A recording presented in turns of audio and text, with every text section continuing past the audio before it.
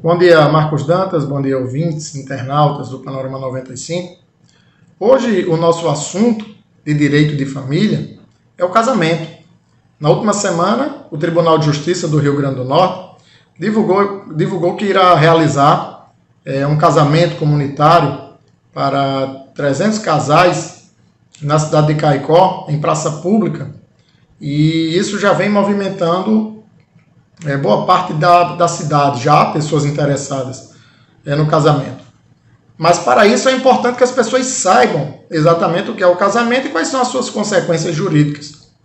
O casamento a que estamos nos referindo é o casamento civil, casamento com base na lei, não o casamento religioso.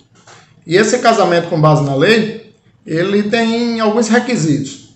O primeiro é que os interessados em casar, que se chamam nubentes, eles sejam maiores de idade ou tenham autorização especial dos seus pais ou responsáveis em casos extraordinários. É preciso que essas pessoas estejam livres, realmente com a vontade de casar.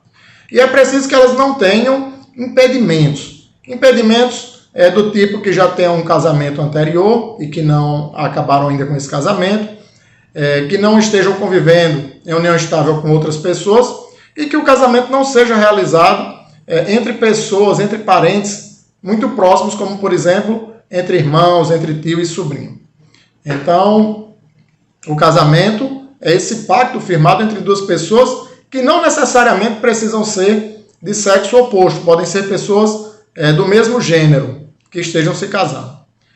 O casamento, para ser formalizado, ele passa por um processo de habilitação no cartório, que será exatamente para constatar essas condições do casamento. Dentre as condições, o casal terá que escolher qual vai ser o regime de bens que irá regulamentar a vida patrimonial do casal. Basicamente, existem 3 regimes de bens a serem escolhidos. O primeiro é da separação de bens, onde em nenhum momento os bens de um irá se comunicar para o outro, nem antes nem depois do casamento. Existe o regime da comunhão universal de bens, onde todos os bens de antes e depois do casamento se misturam e passam a pertencer aos dois. E hoje a modalidade mais comum é o regime da comunhão parcial de bens, onde se comunicam apenas os bens que forem adquiridos depois do casamento.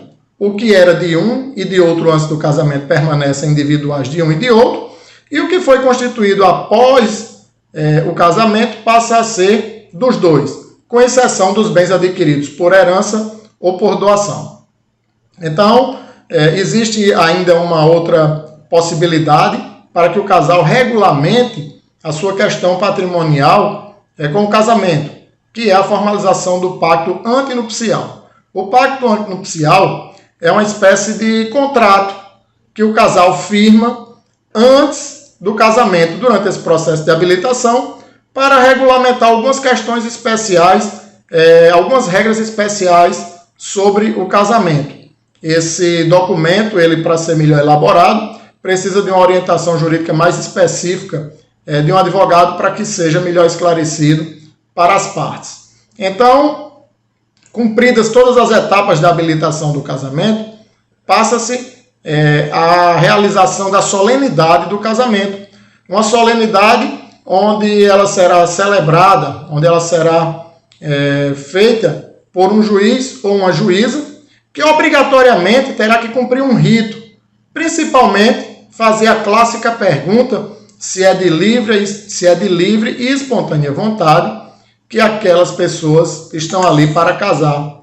E a resposta precisa ser clara para que o casamento seja de fato e de direito constituído. O casal precisa responder sim, de forma clara. Não se admite nem brincadeirinhas que se coloque em dúvida a vontade dos interessados em casar.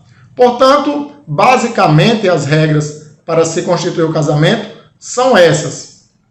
A partir daí, a partir da celebração, da assinatura, o casal irá seguir a sua vida em comunhão de duas carnes que se transformam em uma, um cuidar do outro, e que vão buscar ser felizes eternamente. Essa medida do tribunal de trazer esses casamentos gratuitos para Caicó, cerca de 300 casamentos, é uma medida muito importante, porque ajuda a formalizar algumas famílias que já estão constituídas, sob a forma de união estável, e que esperam uma oportunidade, às vezes até financeira, para regularizarem a sua família através do casamento.